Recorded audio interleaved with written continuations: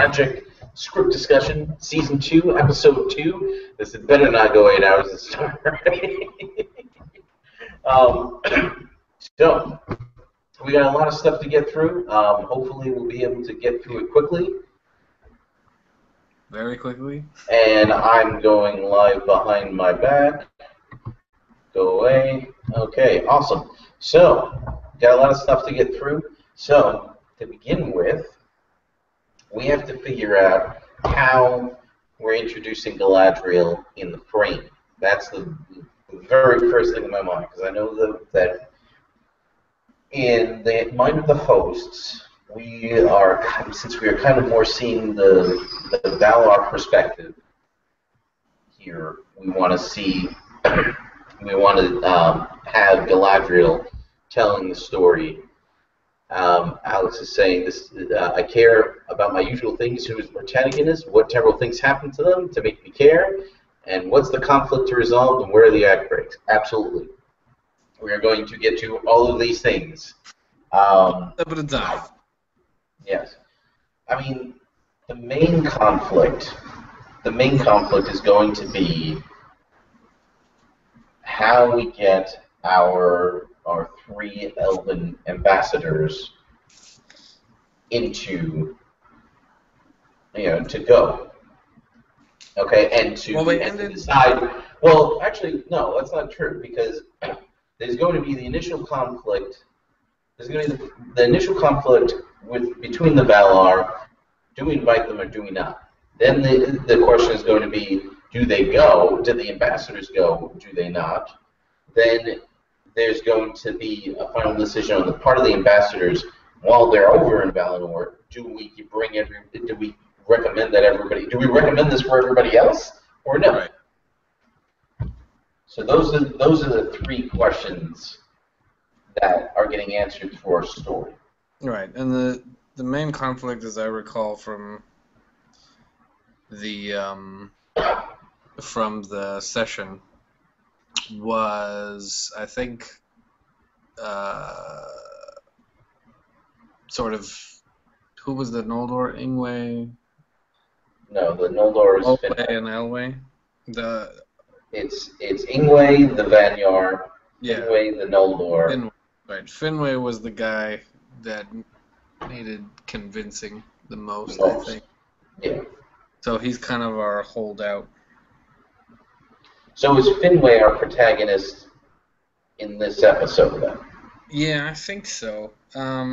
Especially since we're not really, after all the smack talking about Finwë that went on during the session, I don't think we're really going to have too many more opportunities to portray him positively following this.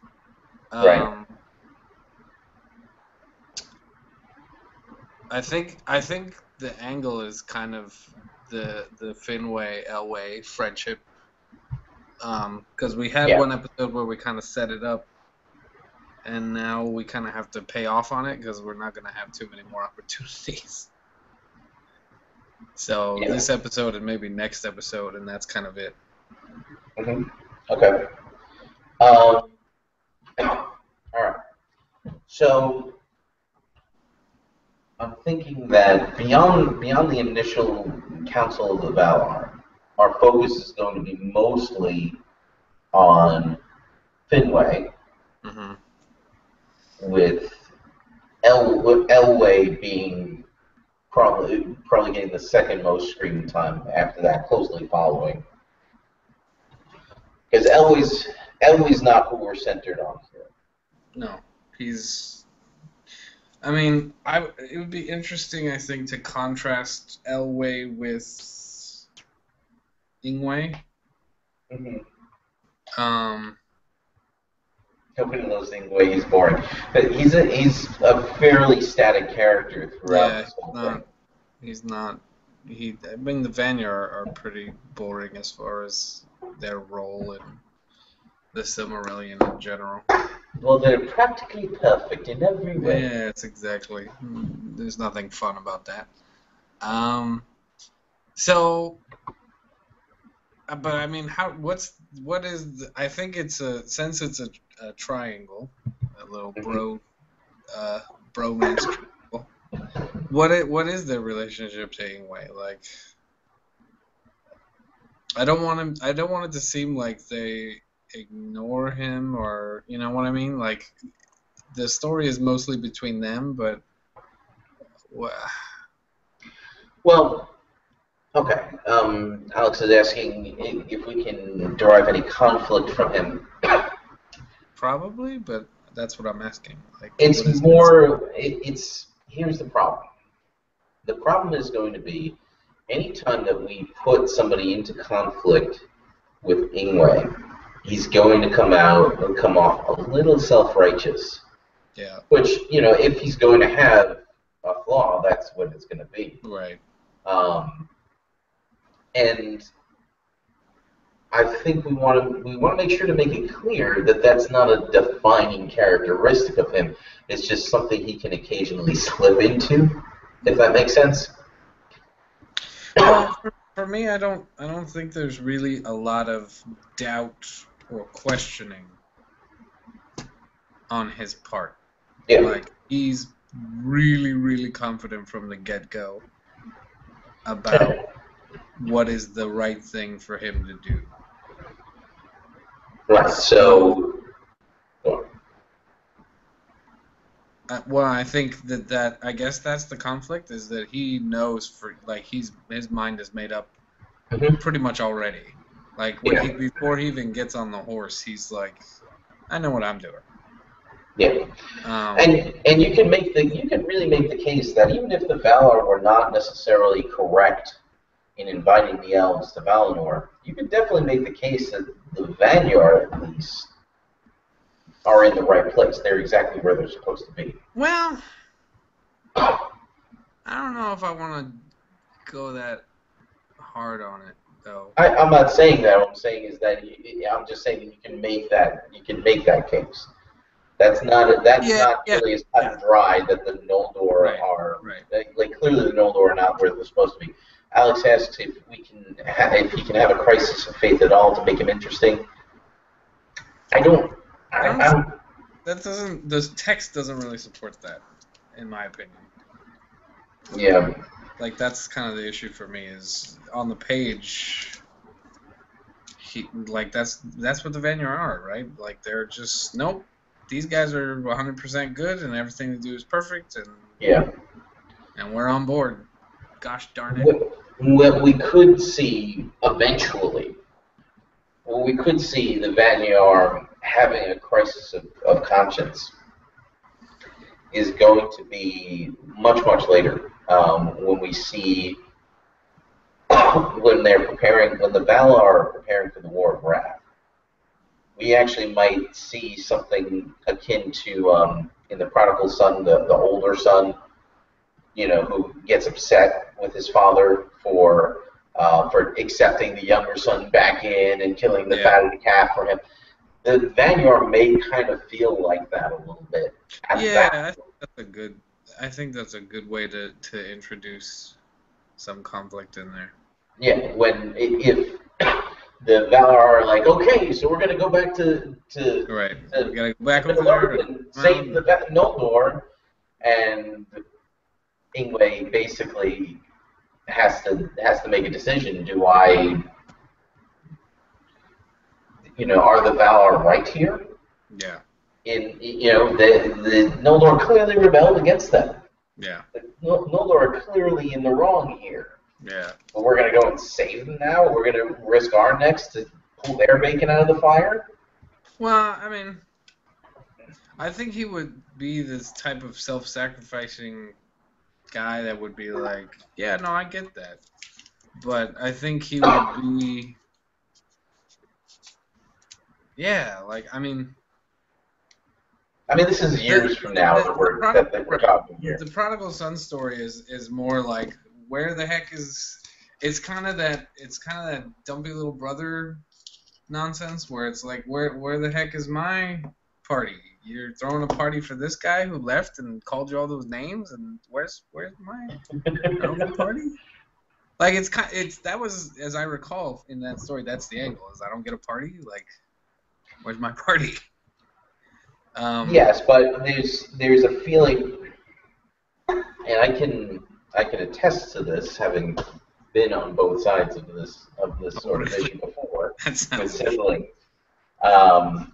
There's a feeling when somebody, it could be somebody you care about, even a sibling, rebels, they break the rules, and your parents kind of reach down into the fire to pull them back out of it.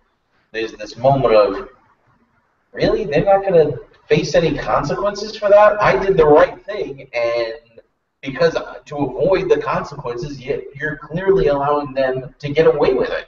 Right. They're being allowed to go through all this without the consequences. I don't know. I feel like he would be. I feel like the Vanguard would be Christian enough to be like, okay, no, this is clearly the right thing to do. Well, I feel that Christians, a lot of Christians, have crises like this pretty regularly. It's an accusation that gets leveled at the church quite a lot. That they're more than willing to let the heathens spin off, and right. receiving the just rewards for their misdeeds. And I think you can kind of illustrate that. I'm not sure if I want to make the Vanguard heartless. You know what I mean? Like, I'm not saying they're being heartless. They're going to make the right decision. I'm just saying it's something that's going to come up. Right. To give I guess to give them a moment of imperfection. Yeah. I think I'd rather the imperfection be a little more benign. Because like I can't imagine I just can't imagine the Vanguard going, no, yeah, what Melkor is doing over there is that's just desserts, because they I'm not saying bad that and gosh darn it, now they're gonna stop it. Well, I think the Vanguard would look at Melkor and be like, oh yeah, no, he needs to be stopped immediately, regardless of what the Noldor have done. All right, well, I guess we're going to get there at some point. Yeah, we can kind of figure that out. Yeah. That's a can kicker. In the meantime, Alex rightfully tries to get us back on track here. Interesting. Cool. Finway is protagonist. Let's make bad things happen to him. Well, here's the problem. Yeah.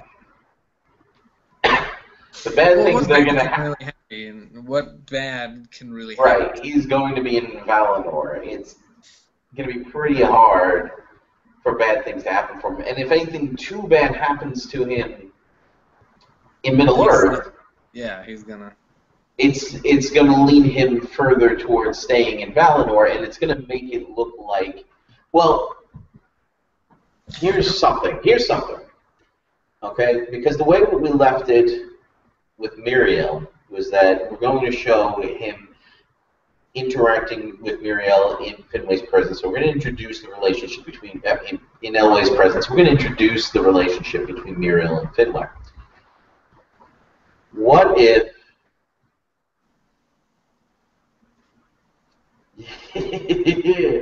I feel like there can be enough content. It's just making it complex enough to be interesting viewing is going to be a real challenge here. Yeah, I think that we're gonna have to invent a lot of details here, but I think the main thing that we're thrusting towards is all pretty much there. Like, well, sort of. What if the conflict? What if the bulk of the conflict comes from Finway's relationship with Muriel? Maybe Finway is putting that relationship on hold to go. Yeah. Can she be against him going in general? Yeah, that's kind of what I'm thinking. If she doesn't want him to go, what if she's of the Noldor party that eventually becomes the Avari? Yeah. And she doesn't trust these people. Yeah. That's kind of fun. something a little bit more substantial holding him back when his Right. best and Yeah. that would mean probably that we should have more of Finway and Muriel in the episode before this. Right. Otherwise, Well, we're no, gonna we have can to set. do a lot of flashback. We can see more of them here before. Like, here's what I see as far as the timeline for this episode. Okay, we do our frame bid. We don't need to do a lot there. Okay, but what we're going to see, and I'd like to dip into the frame. 3 times in this episode. I'm not sure how to do it, but we'll get to that in a minute. The timeline for the beginning of this episode is going to be, a little bit of frame. We're going to get the Council of the Valinor, the Valar. All right. We're going to see Orome among the elves. Okay. How long is he going to stay? Well, we can have him stay a while, and while he's staying with them, he delivers the invitation. He chooses the 3 ambassadors, and they're going to be the 3 guys who met him first. The 3 guys who, Ingwe, Elway, and Finway, first people 3 to meet them. He chooses them as the ambassadors who are going to go back. All right? And what we're going to see is the fallout of that decision. Okay, we don't really need to see a lot of Ingwe here. He's in, the Valar are in. Yeah. Maybe, if anything, there might be some conflict where some of the other Vanyar, I may have said Valar before, I meant Vanyar. Some of the other Vanyar feel like more of them should get to go. If anything, if we wanted to present any kind of conflict for the Vanyar, that would be, I feel like, their thing. All right? We're going to see Elway has kind of been won over. He's excited about the idea of going to a new place. Okay? Finway is the one who's in doubt, and so that's why the episode's going to focus on him, and we're going to get to see him dealing with Muriel during the time before and after the Orome delivers the invitation. That requires more Vanyar voices, characters, though. Yeah, I know. I'm aware of that. They don't necessarily have to be named characters. And I'm not entirely certain that we really want to go in that direction. It's just an option. If we wanted to give the Vanyar something to talk about, that would probably, in my mind, that would be it. So, I mean, before the actual trip, and I think that I feel like not showing the transportation of the 3 Elven ambassadors to Valinor is something of a mistake. I'm not entirely sure how we want to depict that, since the host wanted to avoid it. They get on the horse and they all get on. Right on. I don't know. Yeah. That feels a little. It's a giant friggin' horse. But that still feels a little campy to me. I don't know. Yeah. But I don't know what else you want to do. I get that. I'm just saying. There's no island boats yet. We can't. Thorndor. There are massive eagles, sir. Please, can we not do eagles? Can we please not do eagles? Well, we're going to have them come back on horseback on individual horses, so... Act break at the lake after the commercials there in Valinor job zone. I get that, but I feel like... I know it's super easy to just not show it. It's just, I feel like we're kind of doing ourselves a disservice by not showing it.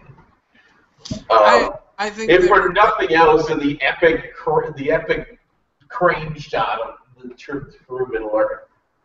Yeah, but we're gonna do that already. I agree with the host on that one. Don't blow our whole amazing stuff in Middle Earth wad. on the trip from, like, especially,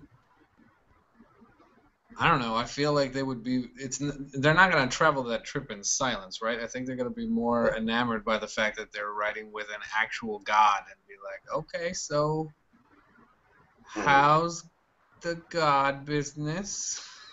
Like, they're going to have a lot of stuff to talk to him about. I think their focus would be more on this guy that's taking them somewhere. Okay. All right. Like, if we show anything in any kind of time lapse, whatever, it would probably be them talking to Orome rather than, you know. I get what Alex is saying, where he's saying that it's going to look stupid whatever we do. I kind of get that. I just I feel like there has to be a way, and it's a missed opportunity, you know. Super fast horse. That's it. What? Super fast horse. Super fast. That's it. That's it. Hey, anyway, no, I mean, I'm telling you, having 4 people get onto the back of a horse, I don't care how big it is, it's going to look campy. That's all there is to it. Yeah, it'll look Having 4 men get onto the back of a horse is going to look campy. That's how I feel about the Awakening. It'll look campy. You'll have to live with things. Okay, all right, fair point. All right. So, letting that go. Nothing wrong with a little camp. Well, all right. Skipping over that. So, do we feel like we can introduce enough conflict in the relationship between Finwë and Miriel to give us some to give an edge to the doubt that Finwë's facing while he's in Valinor? Not if we introduce Miriel in this episode, I think. No. We're introducing her in episode 1. That's something that's been established in the forums. Then I think we've got. I think if we've kind of established the nature of their relationship in the previous episode, then there's plenty of space to develop that relationship in this episode via, like, I think part of the main reason why he is hesitant to go across the lake and meet Orome in the first place is he's looking at Miriel going, oh man, if I don't come back from this, that's gonna be so, like, if I'm wrong that this is not the Dark Hunter, that's the worst. Yeah. Nothing like having your girlfriend watch you be kidnapped. I can't imagine anything worse, right? Yeah. Now, we could actually do some while he's in Valinor, we could actually do some flashback just to flesh that out a little bit more, to show that she's on his mind. Mm-hmm. All right, that might be something we want to do. I think it'd be cool if that's kind of the deciding factor for him, where he's like, oh man, she's gonna love this. Like, she needs to come check this out. Okay. How about this? And we're kind of jumping ahead. We'll go back and flesh things out a little bit more clearly in a second. Well, we're just getting the basics. The cores. We're getting the core done. What if the moment of Finwë's decision? We might not even show the moment of Finwë's decision, to be honest. Mm-hmm. What if the moment of Finwë's decision comes where he's daydreaming about Miriel? Mm-hmm. Okay, and maybe we get a flashback, something there,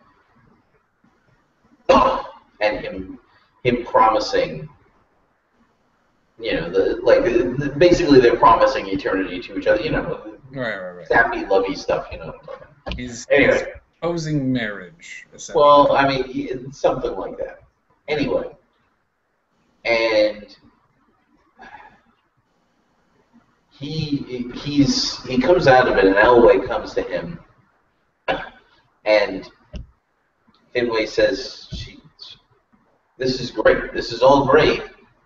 She's not going to come. I can't. I'm not going to be able to make her come, and come to Valinor." And Elwë says, "Hang on. There's one last thing I want to show you." And he takes him to meet Aule. Mm-hmm. And Aule shows him how to something. Mm-hmm. Dream me a ring. A ring. No, never. Very facetious. That would be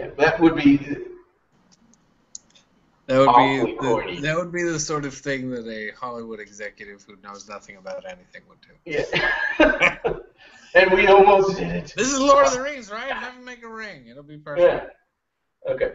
So, and this is the first time. This is the first time that any of the elves have ever made any significant work with metal. Mm-hmm.